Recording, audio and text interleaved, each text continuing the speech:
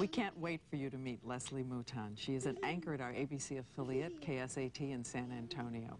She has had breast cancer. She had a lumpectomy, underwent 4 rounds of chemotherapy. With her, her husband, Tony Maddox, and their daughter, Nicole, whom we hear over there. Hi. Can you wave?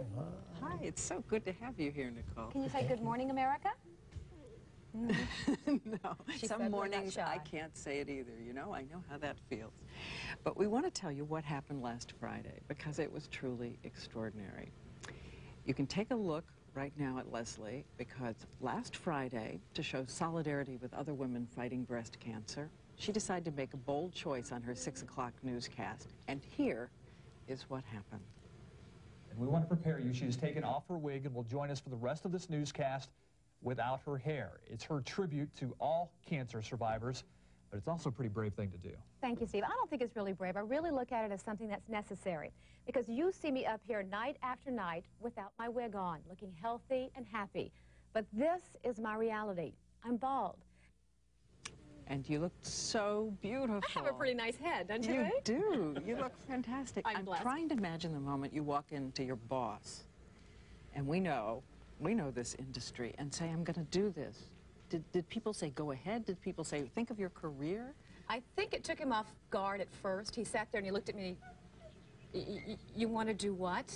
He didn't say no immediately. He didn't do what, you know, just kind of shocked. And then he thought about it for a second and he said, if that's what you want to do, we'll support you. He's throughout the whole thing, they've been so supportive. As much as I want to do or as little as I want to do. It's been up to me.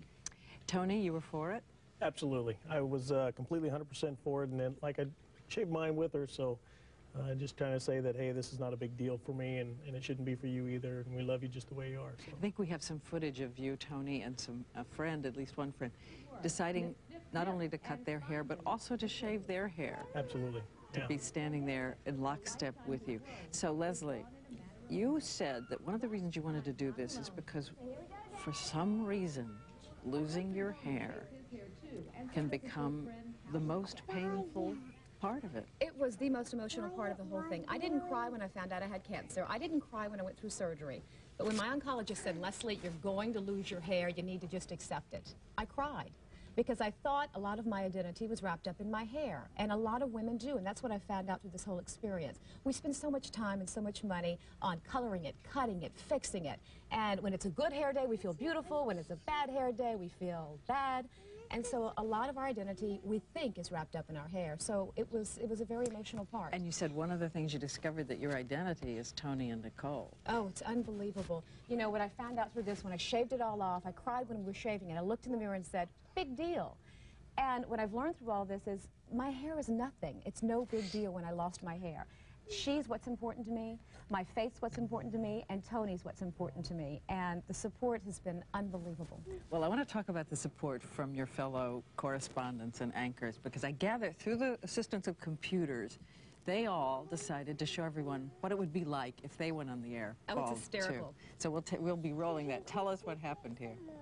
Okay, this is Greg Mattson, our sports anchor. That's what he would look like without hair. Our weather guy, Steve Brown, is the one who did this through his computer. This is Steve Spriester. He is my co-anchor at 6 p.m., and you're about to see him without hair. We think he looks like Telly Savalas. Give the guy a lollipop. And then we have the guy who masterminded the entire thing, Steve Brown, and he is our weather anchor. And we think he looks like Uncle Fester. Take a look. Some people say Don Rickles. What do you think? Oh, wow. But wasn't that a great gesture? And it was to help ease the tension for the public and to let everybody know they're okay with it, just like I'm okay with it. And what about the public reaction? Unbelievable. I had kind of prepared myself to get a few phone calls of people saying, get Baldy off the air, or oh my gosh, but nobody did. Every single comment was positive, and it inspired me. It was just wonderful. I know, because I read in the note here that you have a prayer that you say every night with Nicole. Well, I have a saying that I think, kind of epitomizes my look at life now. And it is, yesterday is over, tomorrow is unknown, today is the present. So I say today is a gift because it is the present.